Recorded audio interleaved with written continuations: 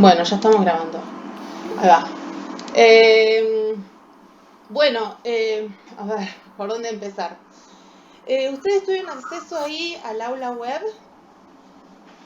que van a Sí, tener, sí. sí, que tienen su clase de bienvenida, digamos, a presentación, un poco de la materia, con algunos ejes principales, algunas preguntas que nos hacemos a lo largo de esta cursada. Y también tienen la clase 1, donde bueno, ya nos empezamos a meter de lleno. Esto es parte de la clase 1, digo, yo voy a subir este video y digamos, es esta charla que vamos a tener ahora, más la clase que está escrita en la clase 1, más la bibliografía, ¿verdad? O sea, esto ya es la clase 1. Vamos a cursar así como regularmente de lunes a jueves, o sea, de lunes a jueves van a tener una clase nueva. El viernes no se sube una nueva clase, se sube un video en el muro de Facebook, donde recopilaré algunas cuestiones, va a ser asincrónico, porque no puedo estar a las 10 de la mañana, Dios, de cuerpo presente, pero donde recuperaré algunas cuestiones centrales de las principales lecturas de esa semana y por ahí las dudas que vayan surgiendo, ¿no? Ahí como tipo miércoles, jueves van a tener un foro para empezar a plantear alguna síntesis. ¿Por qué? Porque bueno, supongo que ustedes ya tendrán experiencia en alguna otra cursada de invierno. Esta no es la verdadera cursada, eso hay que decirlo. Esto es una especie de cursada de cabotaje que se arma para que de algún modo puedan como acceder a los contenidos mínimos. Hay solo una clase escrita y un texto por día.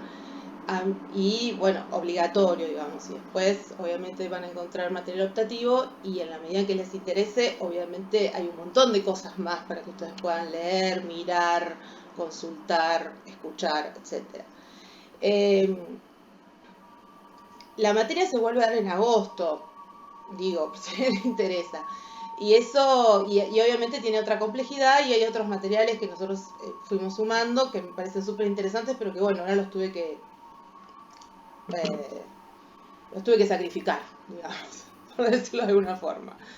Bueno, ahí estuve leyendo algunas de las presentaciones, creo que es un grupo bastante heterogéneo, creo que hay mucha gente. Andrea, creo que vos estabas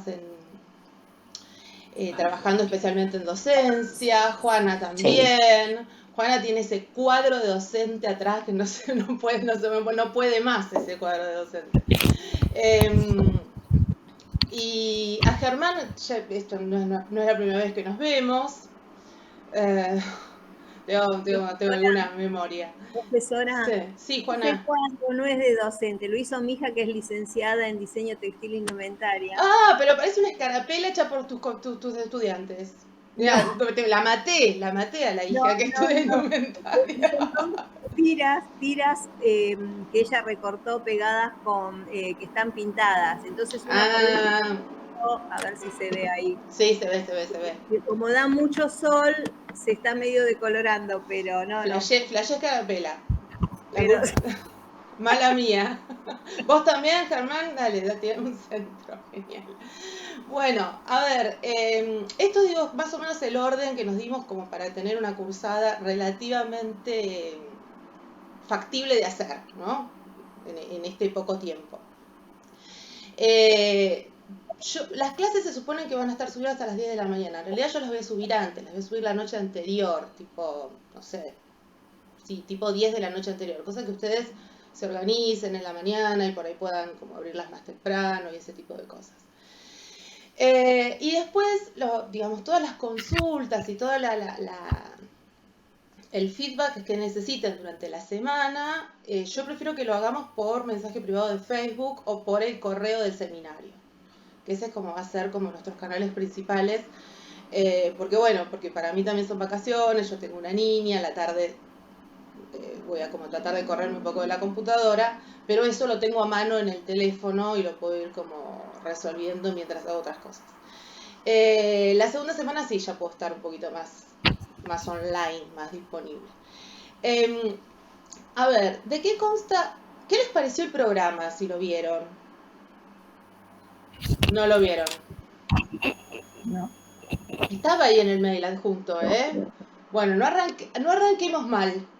Arranquemos mirando por lo menos así cruzadito todo.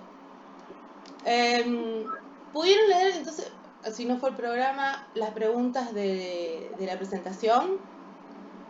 Bien, porque eso un poco muestra el panorama de la propuesta del seminario. Esto es un seminario interdisciplinario, por llamarlo de alguna forma. Digo, no es un seminario específico del profesorado, digamos, donde nosotros vayamos a mirar la escuela.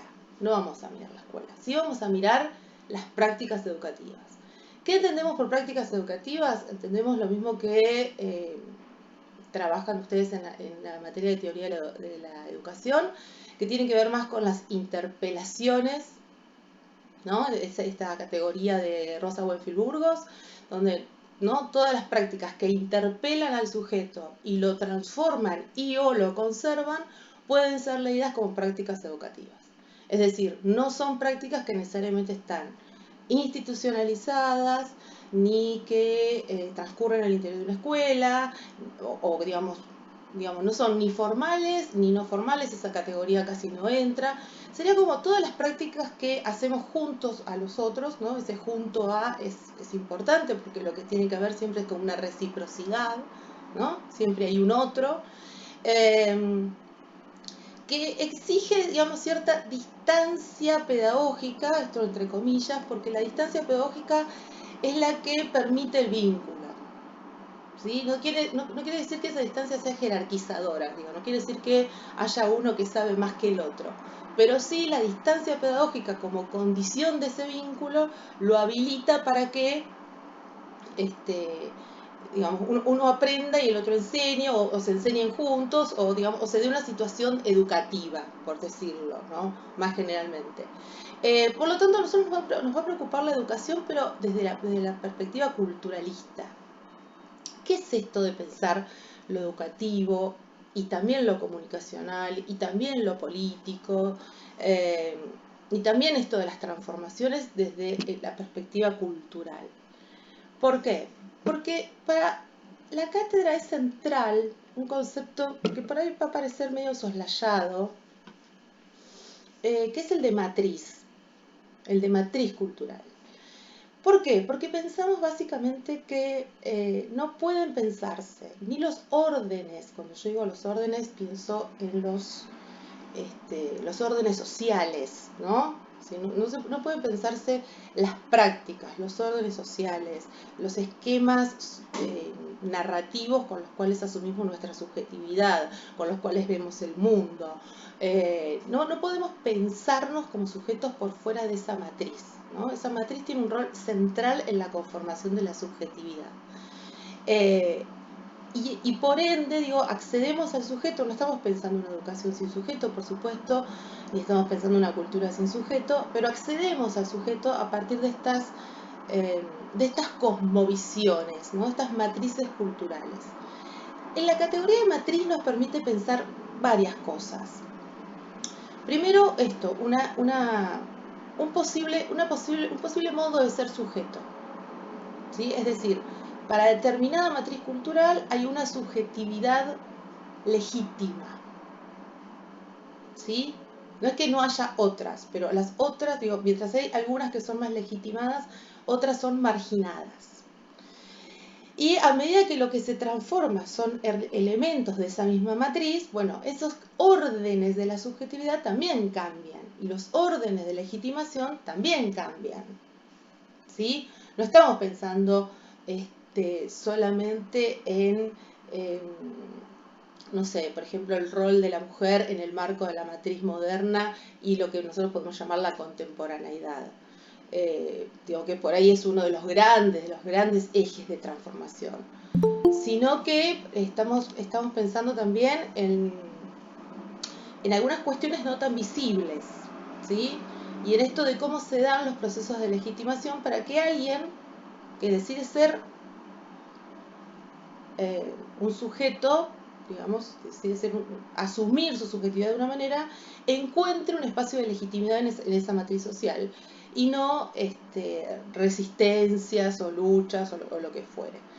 Esas matrices van cambiando y van habilitando, esto es importante, ¿no? Van habilitando nuevos órdenes de legitimidad, ¿no? Esas órdenes de legitimidad no están dados de antemano, se construyen, son productos de batallas, ¿no? Por eso siempre hablamos de batalla cultural, porque siempre es una zona de conflicto.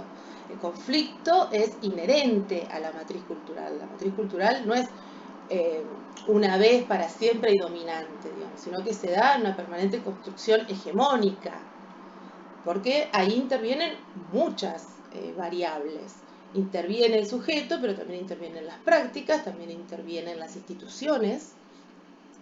Esas instituciones, bueno, ustedes mejor que nadie sabrán que no son instituciones transparentes.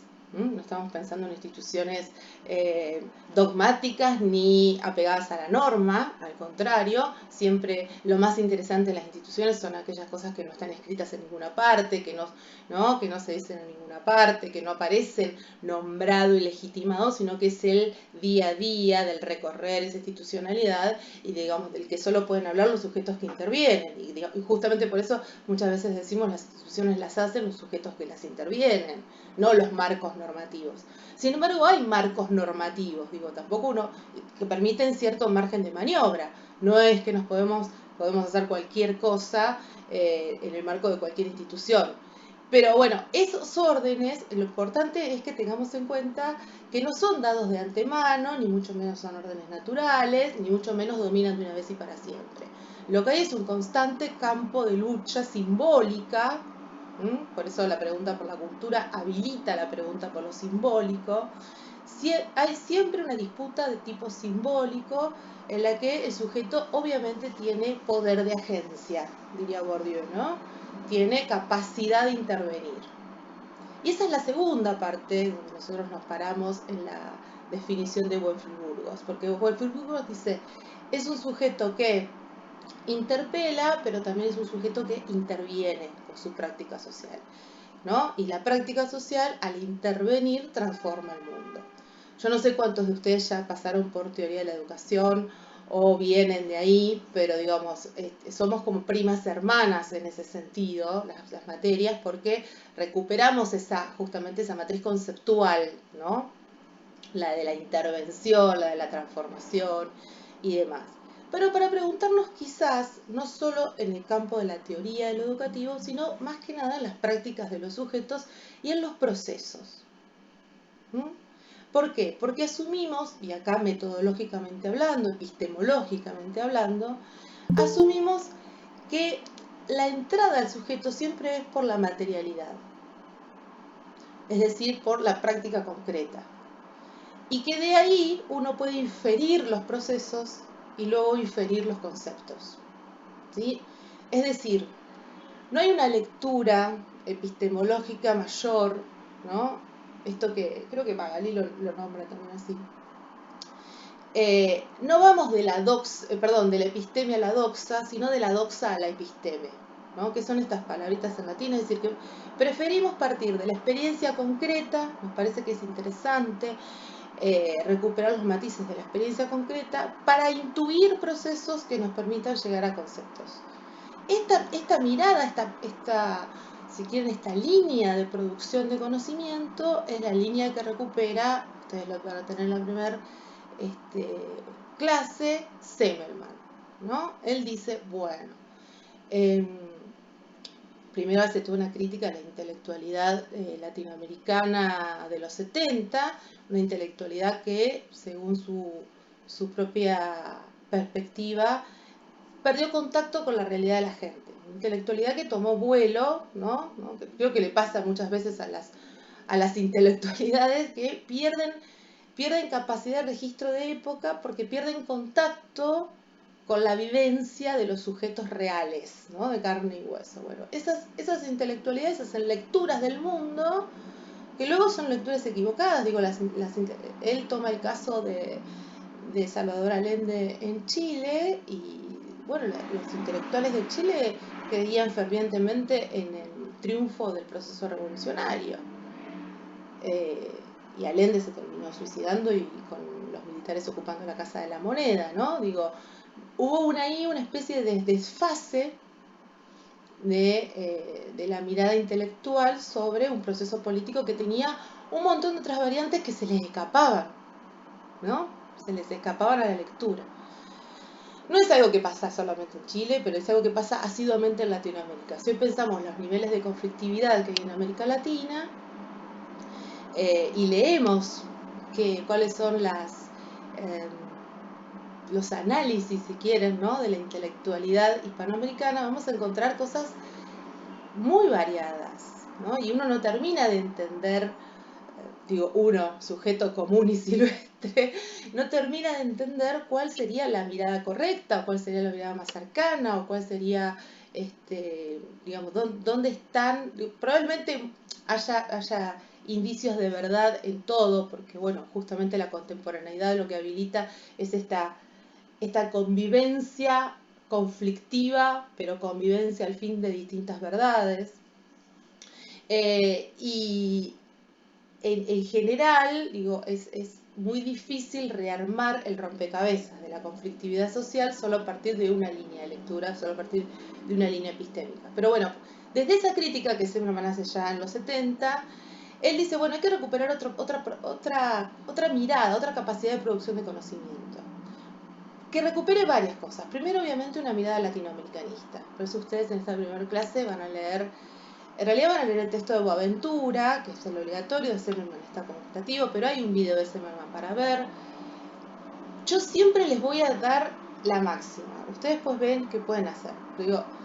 Estaría buenísimo que puedan leer a Zimmermann, que puedan leer a Boaventura, incluso que puedan leer a Nelly Richard, que son los tres autores de esta primera clase, pero por ahí si no los pueden leer, porque por ahí es más engorroso, lleva más tiempo, hay mucho material audiovisual circulando, de entrevistas, entonces a veces un mismo autor, eso que escribe más complejo en un texto académico, logra decirlo de otra manera en una entrevista más casual, y a nosotros nos sirve igual, ¿no? Porque nos sirve para pensar, bueno, ¿desde qué lugar está parado, ¿no? Esta pregunta de ¿dónde está construyendo conocimiento este autor?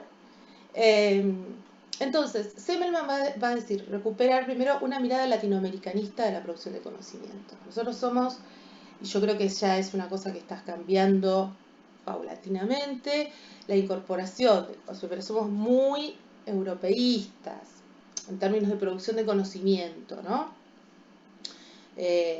Compramos rápido Frankfurt, compramos rápido Birmingham, ¿no? Que son las grandes corrientes de pensamiento. Y a veces nos quedamos como a medio camino con producción intelectual latinoamericana que ha sido muy valiosa. Y estoy pensando en Mariátegui, estoy pensando en Martí, estoy pensando, bueno, por supuesto en Barbero, ¿no? que es un europeo que se vino acá porque nadie puede entender la complejidad de América Latina desde otro lado que no sea el interior de América Latina. Esa mirada externa, romantizada, ¿no? O somos todos indios de la selva, o somos todos, ¿no? sobrevivientes de los españoles. Siempre hay como muchas miradas homogenizadoras que no pueden como tantear los matices de la complejidad que tiene América Latina como región. Entonces, lo primero que vamos a reivindicar es esto, ¿no? Una mirada latinoamericana. Pero, bueno, Zimmermann es chileno, Boaventura no es latinoamericano, es portugués. Sin embargo, él ha desarrollado una mirada... Ahí está, Germán, y su pregunta. Pero él ha desarrollado una categoría que me parece muy interesante y que seguramente ustedes quizás lo vieron, y Florencia Saintú tiene cosas escritas incluso sobre esa mirada, que es la de la epistemología de la esperanza, ¿no? Y sobre todo de Boaventura de Sousa, de este texto que van a leer, interesa pensar, primero, y él lo dice Zimmermann, lo va a retomar de Sousa, no quiero parecer Esteban Bullrich antes de la enfermedad, ¿no?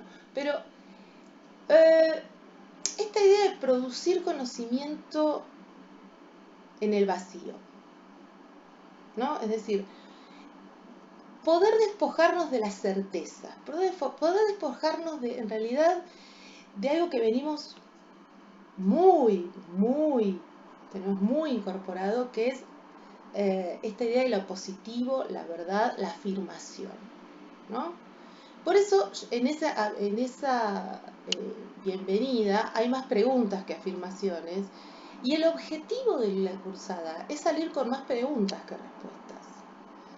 La respuesta no avanza en el conocimiento, o no permite avanzar en el conocimiento. La respuesta, y encima la respuesta a la que estamos acostumbrados nosotros en nuestra experiencia educativa, nos permite llegar a lugares que por momentos construyen el efecto de clausura, que es solo un efecto imaginario. ¿Sí? Está bien, es un efecto tranquilizador, por supuesto. Es un efecto que nos alimenta la idea de que terminado un conocimiento uno avanza hacia el otro, perfecto. Pero es todo ficción. Digamos. No hay un momento último de acceso al conocimiento, y mucho menos a la verdad. Entonces, reconciliarnos con la oscuridad, como nos propone Semmelman, o con, en términos de Boaventura, no me voy a acordar ya, ahora voy a agarrar el texto, pero digo, sigamos con Semmelman. Él habla, fíjense, de estas dicotomías, ¿no? La luz y la oscuridad. Todo el conocimiento, la noción de conocimiento construida alrededor de la iluminación de nuestras mentes, ¿no? De la iluminación de nuestros... vivimos en la oscuridad de la Edad Media y el Renacimiento ilumina nuestra razón para poder ver el mundo de una manera distinta. Semmelman propone volver a reconciliarnos con la oscuridad porque justamente es uno de los grandes relatos a derribar el de la luz. ¿Sí? Por eso seguramente también lo han escuchado en otras clases, pero digo, nosotros ya no decimos o no conviene, o no, la verdad que no es interesante decir alumno. El alumno es el ser sin luz, ¿no? Que entendía la modernidad. Esperen, porque mientras hablo con ustedes apruebo gente en el Facebook. Ese alumno, ese ser sin luz, justamente por eso las palabras construyen poder también, ¿no? En eso estamos de acuerdo. Las palabras no son neutrales, no son asépticas, están obviamente están puestas para la construcción de un sentido que justamente disputa un poder, ¿no? Para ser más específico. Pero como no hay palabras que sean neutrales, el alumno sin luz ya no es un alumno. O sea, porque, digamos, la luz no está en ninguna parte, y eso, digo, también es una ficción, que en el conocimiento está la luz, y en el no conocimiento está la oscuridad, y el no conocimiento ¿de qué sería? ¿No? Por eso, ahí sí Boaventura. Porque la modernidad como matriz cultural dejó muy claro cuál era el conocimiento del saber legítimo, y justamente corrió a la zona de la oscuridad a todos los otros saberes que no tenían que ver con la racionalidad, ¿no? Que no tenían que ver con lo escolar, que no tenían que ver con la periodización, que no tenían que ver con la sistematicidad, con un montón de esquemas con los que nosotros miramos el mundo y aprendemos. Clasificaciones, segmentaciones, sistematizaciones, jerarquizaciones, todas esas son perspectivas que nos permiten ordenar el mundo, pero esas perspectivas que nosotros tenemos muy incorporadas para leer la complejidad del mundo, porque la necesitamos, porque si no sería un caos, no son neutrales tampoco. No es que la clasificación es solamente un principio ordenador del mundo que no tiene no da ningún tipo de batalla política por otra manera de entender el mundo. Entonces acá entra en crisis casi todo, porque digo, si ya no es la clasificación, si ya no es la jerarquización, lo que Boaventura venía a plantear es que no sea la única, ¿no? Que no sea la única matriz de pensamiento. Que en realidad pongamos blanco sobre negro y los pongamos en evidencia que son matrices de pensamiento y de producción de conocimiento que han ganado una batalla cultural y que se han impuesto en determinado momento, de determinada forma, y que pueden ser puestas en crisis. Me parece que eso es central también, ¿no? Que las cosas pueden ser puestas en crisis y que la crisis no necesariamente es una crisis negativa. Entonces, volviendo a Semelman, reconciliarnos con la idea de la construcción de conocimiento en la oscuridad, reconciliarnos con la idea de la historia con minúscula, va a decir él, con la historización, y él hace ahí una especie de recuperación de la experiencia cotidiana, podríamos llamarlo, ¿no? Entonces, ¿no? Para relacionarlo con lo que decíamos hace un ratito, no partir de grandes conceptos para usarlos para entender el mundo, ¿sí? No partir como de grandes esquemas representativos a los cuales después ajustamos un poco el mundo para que nos entren esos esquemas, sino al revés, partir de la heterogeneidad, partir del barro, partir de lo sucio, porque la experiencia cotidiana, la vitalidad, el permanente intercambio con los otros, no es una zona de transparencia y normatividad, al contrario, es el barro, ¿sí? Es el barro donde mostramos, si quieren, más crudamente nuestra condición humana. Partir desde ahí para pensar luego los procesos sociales en otra escala y luego conceptualizar desde esa escala, ¿sí?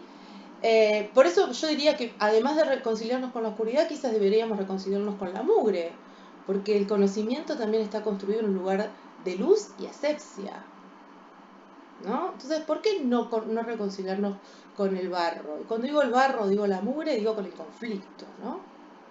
Con el conflicto. No hay relaciones sociales, ni prácticas sociales exentas de conflicto. Ni absolutamente transparentes, ni que se puedan ver de afuera en todos sus matices, ¿no? Hay pliegues, hay dudas, hay caminos que no se terminan, hay mucha más falla que certidumbre. La falla es constitutiva del sujeto. Hoy me voy a la psicología, me voy al carajo si quieren. Pero la falla es constitutiva del sujeto. Y si hay algo que la matriz moderna ha intentado, la matriz cultural moderna ha intentado hacer, es justamente clausurar esa falla, no mostrarla, no dejarla en evidencia. Construir subjetividades cerradas. Ustedes van a leer más adelante, en algunos días de esta semana, un texto de Mario Heller que habla de el individuo moderno. ¿De qué clase de procesos de individuación se legitimaron, ¿no? A partir de la matriz moderna? Y es como es un individuo justamente parado en dos ejes centrales de los procesos de individuación modernos, que son la libertad individual y el derecho a la propiedad. Repito, la libertad individual y el derecho a la propiedad. ¿Les suena? ¿Les suenan los debates de hoy? Sí, perdóname, Susana, te iba a Laura. decir eso, ¿no? Digamos, justamente lo que se está, digamos, poniendo hoy, digamos, como derecho, ¿no? Esto del derecho a la circulación, el derecho a que no me invada, digamos, es tal cual. Lo que es interesante también es, digamos, qué poderoso, bueno, el capitalismo, ¿no? Pero qué poderoso y qué penetrante ha sido este discurso, digamos, moderno, que sigue aún, digamos, con las nuevas generaciones arraigado en ese concepto, digo, lo del la vacunación, lo del COVID, es justamente esto es lo que está poniendo en evidencia y en el tapete estos conceptos del individuo moderno. Tal cual, Laura. Y te digo, van a aparecer en todos los conflictos que tengamos, porque son, por eso yo dije, son los dos pilares fundamentales del inicio del proceso de individuación. O sea, el Estado se divide, o sea, el Estado se organiza, ahí Barbero, ¿no? Recuperemos a Barbero y volvamos a leerlo como Barbero se merece, además, en este año tan particular en que se fue, porque ojalá irse sirva para ponerlo en el lugar que se merece, ¿no? Porque no es tan conocido como nosotros creemos que es conocido, Barbero. Pero, a ver, esto que dice Barbero de cómo se reorganiza el Estado luego de los procesos de decolonización, no, en realidad los procesos de la independencia, los procesos de decolonización son mucho más vastos, mucho más largos y mucho más complejos. Eh, pero digo, cuando se organiza el Estado moderno, o sea, con ese modelo europeo, ese Estado organiza horizontal y verticalmente. Verticalmente lo organiza desde la norma, ¿no? Establece un campo normativo en el cual caracteriza a los sujetos como ciudadanos, ¿no? Y define qué es un ciudadano y quién tiene derecho a ser un ciudadano y quién accede a esa condición de ciudadanía. Lo define desde afuera. Y horizontalmente genera mecanismos de integración social necesarios, mecanismos e instituciones, ¿no? De integración social necesarios para que nosotros reconozcamos a ese Estado como un Estado válido que está por encima de nuestras individualidades. Ese Estado, que les insisto, es el Estado moderno, es el Estado producto de la Revolución Francesa, ese modelo estatal. Y en la Revolución Francesa, la libertad y la libertad es la libertad individual, no es la libertad que uno puede entender como colectiva muchos años después, esto de que nadie se salva solo, y demás. Entonces, como decía Laura, en realidad, si nosotros pensamos los conflictos de Latinoamérica en los 70, en los 80, en los 90, en la actualidad, siempre va a aparecer, porque es muy difícil de desmantelar esa idea de libertad individual, porque fue que además constitutiva del individuo. O sea, había que construir un sujeto que aceptara ese Estado y que además se integrara con los otros desde esa libertad, porque esa era la libertad que le permitía ejercer la ciudadanía también, ¿no? Obviamente que el Estado reconocía a un sujeto muy pequeño. Sí, Laura, no me levantes Otro la bocadito mano. más. Sí. No, porque te estaba hablando y después me di cuenta que tenía apagado el micrófono. Otro bocadito más chiquito, digo, la lectura que están haciendo los medios respecto de las manifestaciones en Cuba. O sea, quieren libertad. No, en realidad quieren libertad de mercado, digamos, quieren libertad de acceder al mundo capitalista y al mundo liberal, digamos, que por ahí es lo que no se dice, ¿no? Entonces todo pasa como una situación de, uy, bueno, qué oprimidos que están y ahora ellos se manifiestan porque, digo, lo interesante es cómo se construyen esas miradas, esas lecturas hegemónicas, además.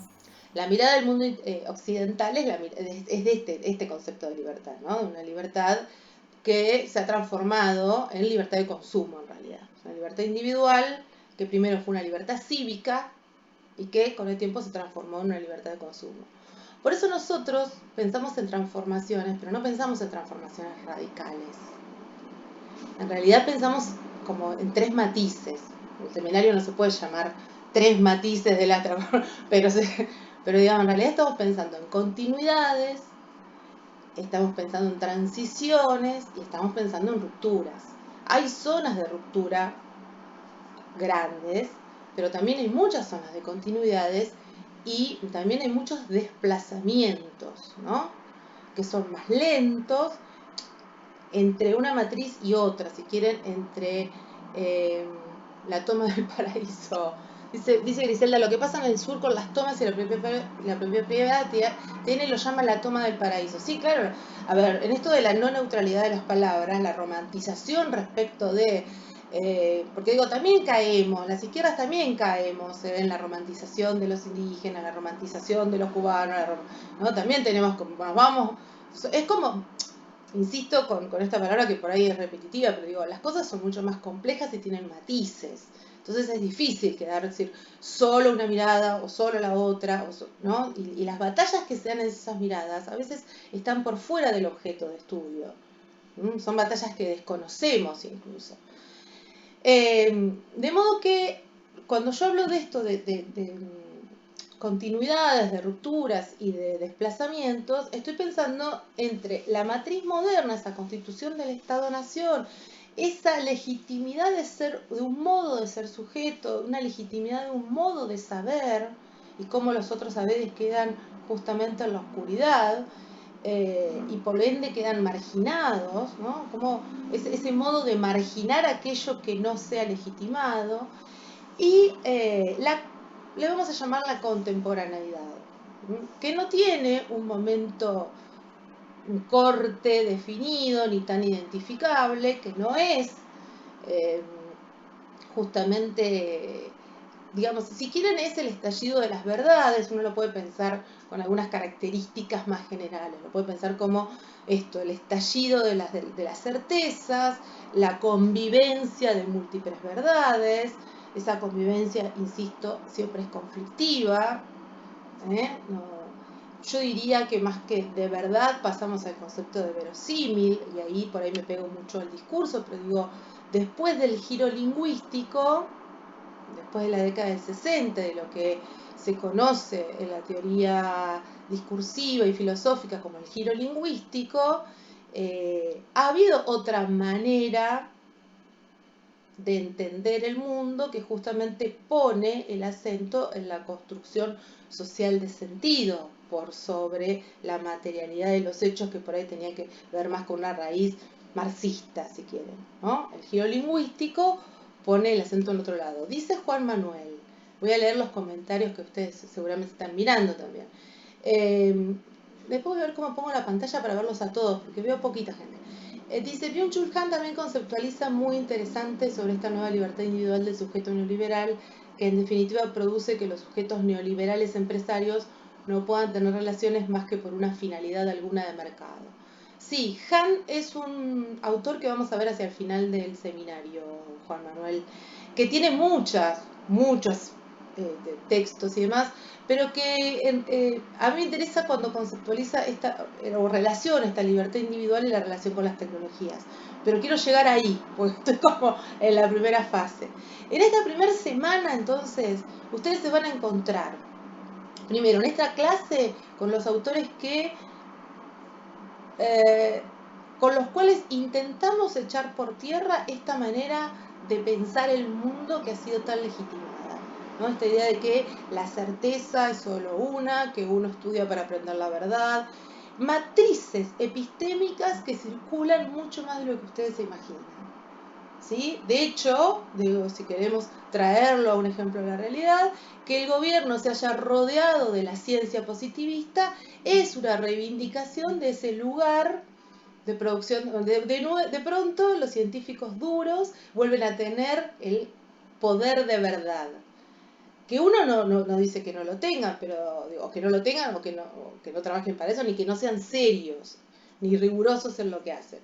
Pero es peligroso volver a situar un solo lugar de verdad, porque eso obviamente deja por fuera a todas otras verdades, ¿no? A todas las otras posibles verdades.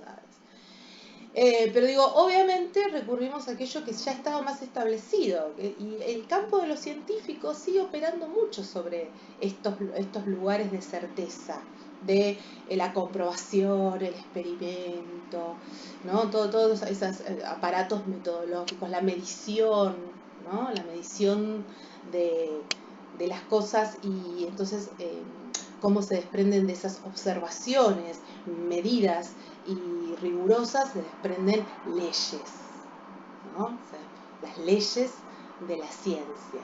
Y esas leyes son muy difíciles de derribar, no son leyes que entran en conflicto abiertamente siempre o rápidamente. Son leyes muy difíciles de derribar en el tiempo. Los cientistas sociales, como nosotros, debemos, y que además trabajamos con el conocimiento como lugar central del vínculo con nuestros estudiantes. Bueno, me parece que tenemos la responsabilidad social y política, por lo menos, de echar un manto de dudas sobre tanta certeza, mínimamente. Por eso insisto con la potencialidad de la pregunta. Ese también es un lugar de Semelman. Él dice, recuperemos la duda, recuperemos la potencia de la duda. Yo le sumo otra cosa. Recuperemos la potencia de la duda y recuperemos la potencia del goce. Porque si hay algo que la matriz moderna hizo, es racionalizarnos tanto que, yo siempre les digo a mis estudiantes, nos cortó acá, ¿no? O sea, nuestro cuerpo es solamente la cabeza o todo aquello que podemos racionalizar. Y ha quedado de lado, ha quedado absolutamente en el lugar de la oscuridad, imaginado, todo lo que tiene que ver con nuestro deseo, nuestro goce, nuestro placer, nuestra sensibilidad corporal, incluso nuestras necesidades básicas, toda esa complejidad que tenemos como seres humanos, de las cuales la cabeza es esto, ¿no? Somos cuerpos sentientes, digamos, ¿no? Yo di un seminario el año pasado que se llama Del Homo Videns al Homo Sentiens, porque digo, también hay algo ahí que hizo el conocimiento, que es potenciar la vista y el oído, y nos dejó truncos la posibilidad de conocer con la lengua, la posibilidad de conocer con el olfato, la posibilidad de conocer con lo táctil, ¿no? Que recuperan otras disciplinas, qué sé yo. Cuando uno estudia teatro se da cuenta que puede conocer con todos los sentidos. Pero la educación moderna en realidad nos cortó bastante, nos tajeó bastante, nos dejó los ojos, nos dejó los oídos, nos dejó la cabeza y no mucho más. Nos dejó cuerpos muy quietos, nos dejó cuerpos muy dóciles, ¿no? Nos dejó cuerpos asépticos. Entonces, claro, ahora hay un tremendo debate sobre los penes de madera.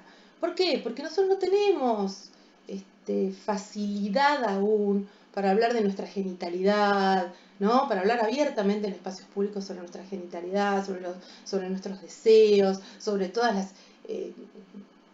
sobre la sexualidad, que es mucho más que la genitalidad. Digo, se están abriendo, eso es una zona de transformaciones, si quieren. Es una zona de transformaciones.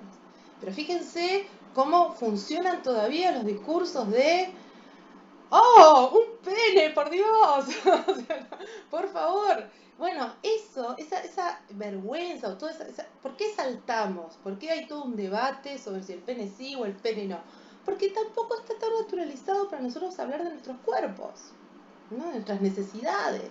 Por eso, a la revalorización de la duda, yo le sumaría la revalorización del goce. Y que la práctica educativa sea un lugar de goce, y no de obligación, y no de sufrimiento, y no de tortura china, ¿sí?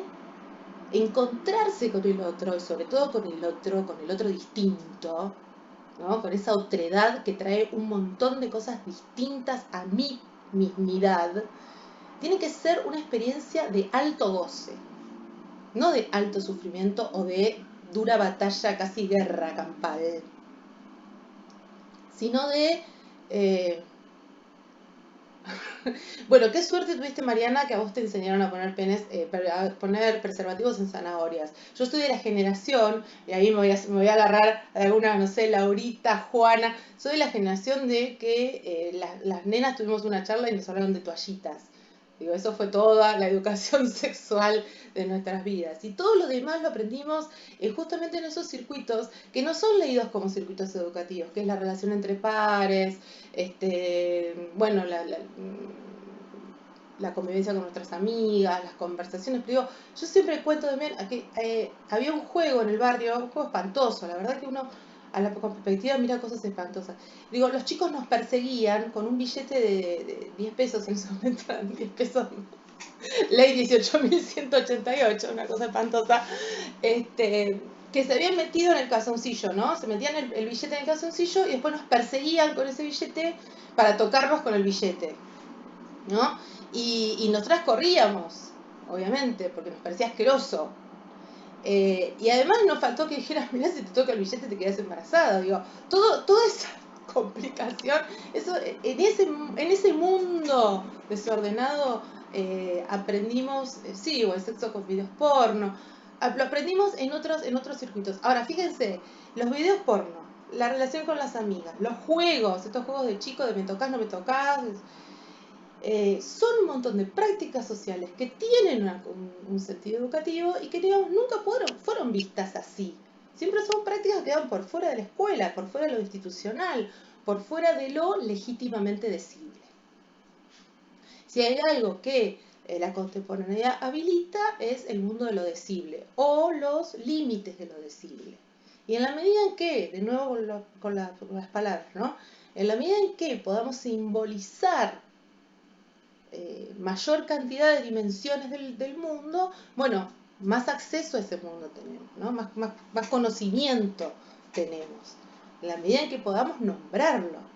Y en ese acto de nombrar, darle visibilidad, y en ese acto de darle visibilidad, simbolizarlo. Y ahí sí, ordenarlo en un esquema interpretativo. Porque, digamos, también otra de las grandes debates que hay en la educación hoy es sobre qué llama la atención o qué no llama la atención, o cómo sostener la atención de nuestros estudiantes y demás. Y en realidad, digamos, no hay la pregunta como previa, que es ¿cuál es el conocimiento significativo para el otro? ¿Qué es lo significativo para el otro? Y lo significativo siempre va a ser aquello que lo interpele en su emocionalidad, porque no son pedazos de carne los que están sentados en el aula, ¿no? Son gente con deseos, con miedos, con dudas, con problemas, y si nosotros no los podemos interpelar desde ese lugar, estamos fritos, porque entonces no somos significativos en su existencia, ¿no? Qué difícil pensar en la Segunda Guerra Mundial si lo que a mí me pasa es que estoy enamorado. Bueno, hablemos del amor. Hablemos del amor y logremos, y ahí está el desafío, hablemos del amor y logremos llegar con el amor a la Segunda Guerra Mundial. ¿Se entiende? Logremos hacer que sea significativo, que los interpele en un lugar de la emoción, ¿no? Insisto, del deseo, del goce. Esa dimensión que ha sido amputada por la matriz cultural moderna es una dimensión que hay que recuperar y que se está recuperando, pero en otras zonas. En el arte, ¿no? Siempre el arte es un lugar para mirar, una ventana para abrir. Y se está recuperando, obviamente, también en los debates acerca de la tecnología.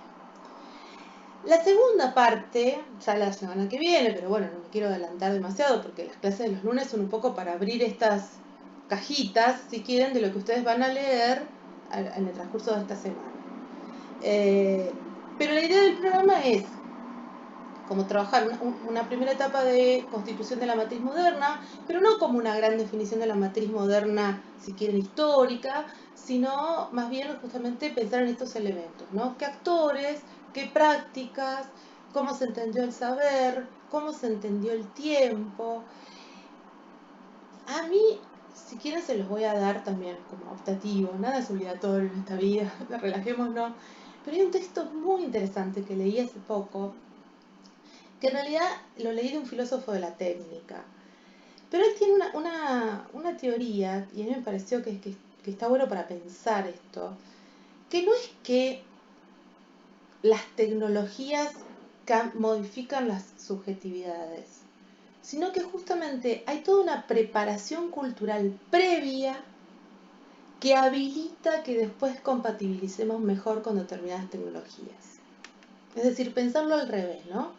No es la tecnología la que transforma la subjetividad, sino que hay un montón de señales o de aprendizajes o de cambios culturales previos que permiten que desarrollemos capacidades y compatibilicemos con determinadas tecnologías de otro modo, de manera más fácil.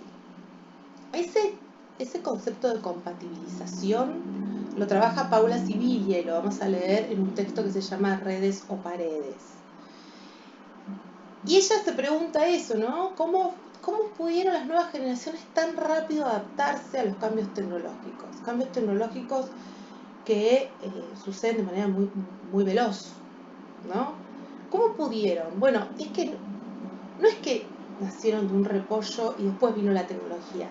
Había toda una serie de cambios en la matriz cultural que permitieron que esas tecnologías entraran muy rápidamente y que las naturalizáramos muy rápidamente. Y Murdoch, este autor que estoy hablando, él habla, Barbero después no lo retoma él, pero también va a hablar del tiempo, ¿no? Y de la segmentación del tiempo. Y la segmentación del tiempo no es algo propio del Renacimiento, ni del Iluminismo, ni de la modernidad. La segmentación del tiempo surge en los monasterios, ¿no? Que tenían como parte de esa vida dedicada a Dios, una clara reglamentación, ¿no? De los tiempos. Eso que surgió en espacios muy chiquitos, digamos, muy aislados, como podían ser los monasterios, y que ordenaba la vida del monje, ¿sí? ¿Qué me decís, que redondee, Germán? No. No, miren, no me puede pedir que redondee porque yo hablo mucho. Toda esa segmentación que ordenaba la vida del monje, porque una vida ordenada era una vida más santa, ¿no? Siempre el orden, la segmentación, el control, siempre está del lado positivo de la vida. Luego, ¿no? El caos está del lado negativo de la vida. Eso también es... Por algo el anarquismo es terrible, ¿no? Claro, el caos, bueno, pero ese es el discurso de la derecha, es decir, que los anarquistas de la izquierda traen el caos y no otro orden político. Más eficaz, dice. Sí, claro, la eficacia. Fíjense que hay como una dicotomía, eso también nos va a invitar Boaventura a pensarlo, ¿no? A pensar nuevas dicotomías. ¿Cuáles han sido las dicotomías con las cuales aprendimos el mundo? Bueno, esto, que el tiempo, el control, el rigor, lo eficaz, están del lado positivo de las cosas. Y que el ocio, el deseo, el caos, el desorden, la intuición, ¿no? Todo aquello que podría ser parte de los poderes mágicos, ¿no? De las magias, están del orden del oscuro, de lo negativo. Y no es tan fácil desprendernos de eso. No es tan fácil, ¿no? Porque por algo criamos hijos y les seguimos diciendo ordená la pieza, sé ordenado, sé meticuloso, ¿no? Seguimos como transmitiendo ese modelo de vida que nos, de nuevo, nos construye la ficción de éxito, ¿no? Nos ayuda a construir una nueva ficción de éxito. Serás exitoso si sos ordenado. Bueno, serás exitoso en el mercado laboral, en la vida capaz que la pasas como el orto. Pero bueno, vieron que ahora no hay otro mundo que no es el mundo laboral.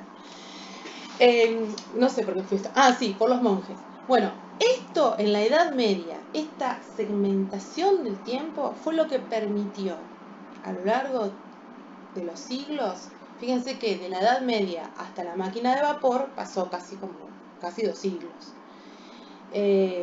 Desde los monjes del siglo XV a la máquina de vapor del siglo XVIII, pasaron 3 siglos. Todo ese tiempo, esa rutinización iniciada en los monasterios y luego llevada a otros ámbitos de la vida, permitieron que la maquinización, que fue el gran evento tecnológico de la modernidad, la maquinización se tomara de manera absolutamente natural. Y los ritmos de trabajo, digamos, y esta convivencia con la máquina fue mucho más natural que si hubiera caído como de un día para el otro en una sociedad que no tenía ese rigor. Entonces el rigor y en la separación de la vida del tiempo laboral y del tiempo no laboral o de la vida cotidiana y del trabajo, toda esa separación es previa. Digamos, toda esa transformación cultural es previa a la llegada de la máquina. Cuando llega la máquina, nuestras cabezas ya están listas para recibirla, ¿no? Ya estamos ahí, dispuestos, predispuestos para recibirla.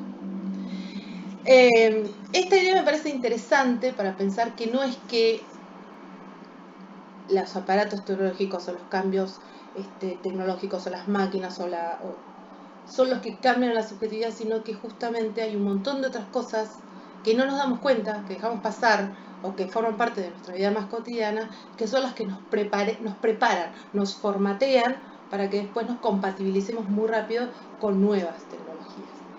La segunda parte, entonces, de la materia, de esta segunda semana, sí apunta a pensar justamente esas mismas dimensiones, pero en la contemporaneidad. ¿Qué pasó con el Estado de la contemporaneidad? Cuando digo la contemporaneidad es porque adrede no quiero usar la palabra posmodernidad, ¿no? Digo, hay un debate muy grande ahí que no nos sirve, no nos funciona a esta altura, no nos interpela a esta altura, pero que podríamos darlo en algún momento, que es cómo llamar a este nuevo momento que estamos viviendo, a este momento que estamos viviendo, que es lo contemporáneo, el escenario actual, no sé, no importa, es posmoderno, premoderno, es el fin de la modernidad, es la crisis de la modernidad, es la modernidad que se desbordó, ¿no? Como decía Paduray, la modernidad desbordada, es la modernidad líquida de Bauman, qué sé yo, todavía estamos tratando de buscarles metáforas a este nuevo escenario. Y en esa contemporaneidad, bueno, ¿qué pasa? Justamente, ¿qué cosas entran en crisis? La figura del Estado, la figura que nuevos sujetos habilitan, que nuevas subjetividades se habilitan, ¿no? ¿Qué pasa con el saber? ¿Qué pasa con el tiempo? ¿Qué pasa con la multiplicidad de los tiempos? ¿Qué pasa con los cuerpos? Etcétera. Y finalmente,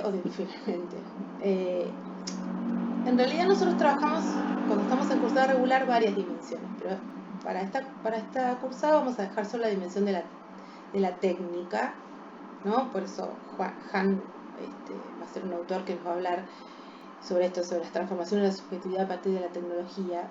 Pero en realidad a nosotros nos gusta usar más la categoría de tecnicidades que de tecnologías o técnicas. Porque la tecnicidad no es solo la tecnología, es la tecnología en relación con el sujeto.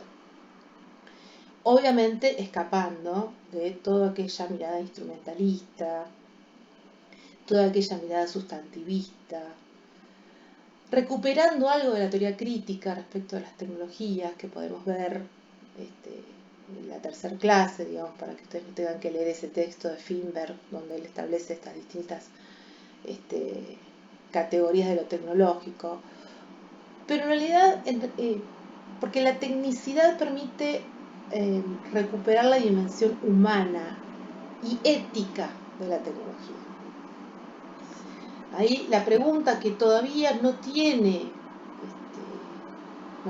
obviamente no tiene respuesta, pero digamos que está en pleno campo de batalla por su legitimidad, es la pregunta sobre la ética en la tecnología.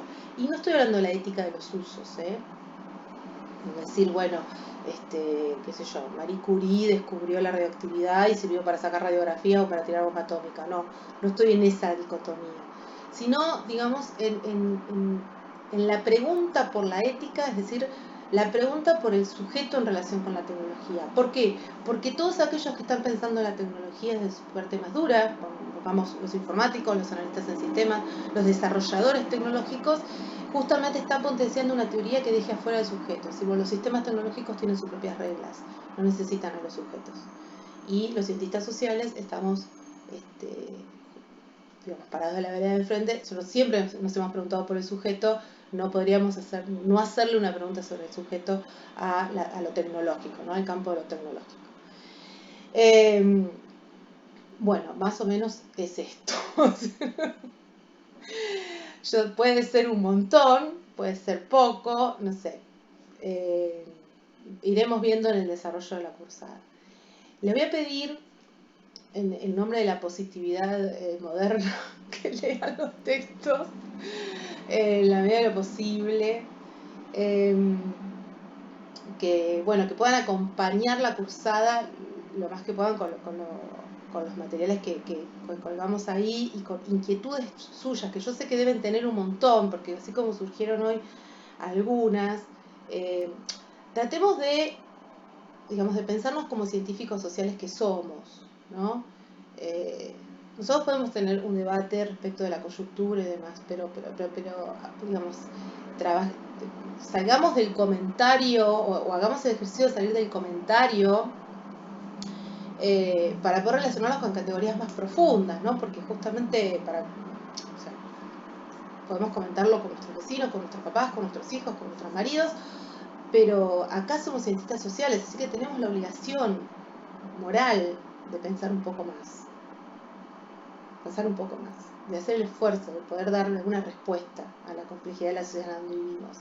Tenemos un compromiso nosotros, tenemos un compromiso con nuestros estudiantes, pero además tenemos un compromiso con la sociedad en la que vivimos, no somos cualquiera, no estamos estudiando una carrera así, solo es mi vida, mi proyecto personal, y voy a sumar muchos títulos y voy a hacer una biblioteca con muchos libros, todos míos. No, tenemos un compromiso ético, moral y social en esos procesos, por eso hablamos de la intervención, ¿no? El lugar de la docencia como lugar de la intervención sobre el otro. Y también tenemos el compromiso de recibir esa otredad, de recibirla sin prejuicios, ¿no? De cambiarlos y que nos cambien.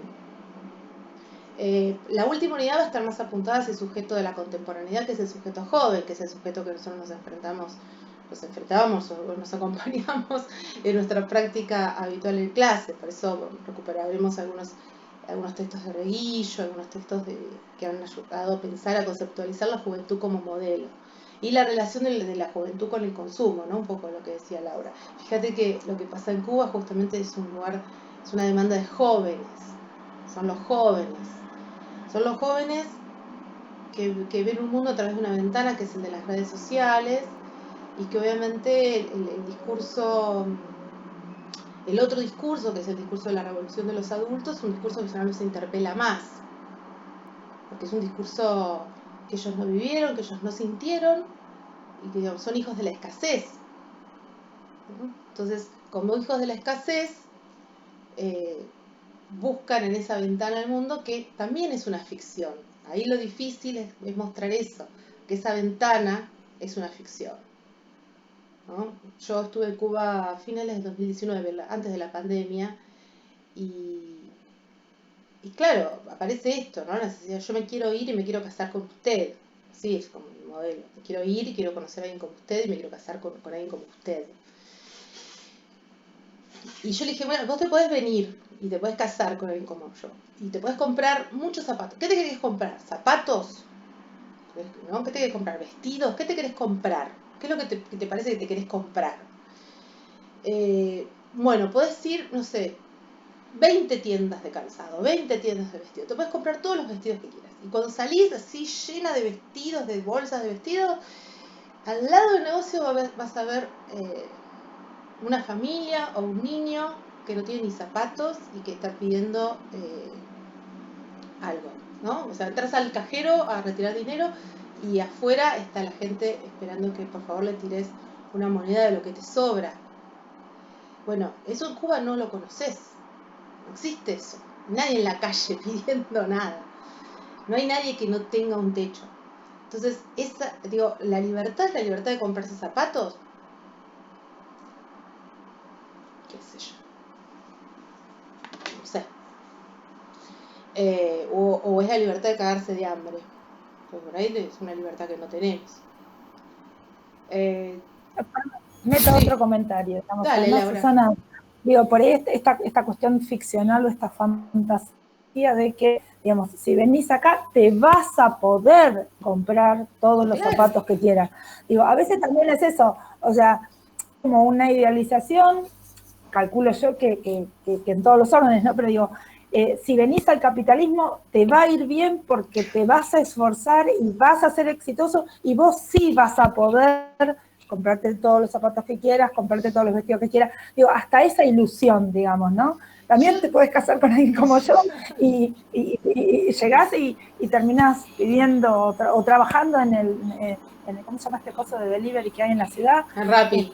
Por 2 mangos con 50, el Rappi por 2 mangos con 50, que además te arriesgas a que te peguen un tiro y te maten o te atropellen un camión, qué sé yo, no sé. ¿No? Digamos que yo lo único que cerraría con esto es las visiones del mundo son ficciones.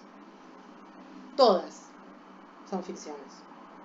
Han sido armadas, algunas tienen más legitimación, otras tienen menos legitimación, algunas son más exitosas en su implementación discursiva, otras son menos exitosas, algunas han ganado la batalla cultural por mucho tiempo y entonces están en el estrato más bajo de lo simbólico, que es justamente la naturalización, otras están en pleno debate, pero todas son ficciones. Todas las son construcciones, ¿no? Cuando quiero decir ficción es eso, son constructos. Y eso no lo podemos perder de vista, porque justamente la responsabilidad moral que tenemos es por dejar en evidencia que esta es una construcción posible. Podría haber otras. Podría haber otras. Capaz que no la puedo decir yo, que este es mi mundo limitado, estas son mis lecturas, esto es todo lo que tengo para aportar. Pero que hay otras, búscanlas, porque ahí están, ¿no? Debe haber otras. Lo que pasa es que obviamente tenemos límites, todos tenemos límites, nadie es un todólogo, ni leyó todo, ni sabe todo, ni escuchó todo, pero por lo menos sí saber que hay otros, incluso otros que no nos gusten, y eso también es parte del aprendizaje cívico. Bueno, espero que los disfruten, a los textos, a los materiales. que cualquier cosa que necesiten, obviamente, me escriben alguna complejidad. El texto de Barbero no es complejo, el texto de Aventura no es complejo. A mí me gustaría retomarlo el viernes con esto de las dicotomías, de cómo pensar ¿no? La incompletud, ¿no? Porque la idea de la certeza también es una idea de lo completo. La incompletud es una manera de mirar el mundo también, ¿no? Insisto, la falla, ¿no? Cómo mirar el mundo desde la falla, desde el error, cómo reconciliarnos con el error. Para producir conocimiento desde ahí también, ¿por qué no? Y el viernes lo que voy a hacer es como retomar, si quieren, más ordenado. Hoy era una cosa más exploratoria de ustedes, de mí. ¿Alguien quiere decir algo? Yo hablé mucho y habló solo Laura. Germán hizo señas, creo, lo voy a considerar que habló. Sí. Pame también dijo la diferencia entre lo masculino y lo femenino. En realidad lo bipolar o esta idea, Pame, de dividir el mundo en dos, también es propio de la matriz moderna, claramente, y aparecen las dicotomías, ¿no? La figura de la dicotomía. ¿Qué pasa cuando estallan las dicotomías? Cuando no hay dos, no hay 40, ¿no? Bien, cuando hay 40, ¿qué pasa?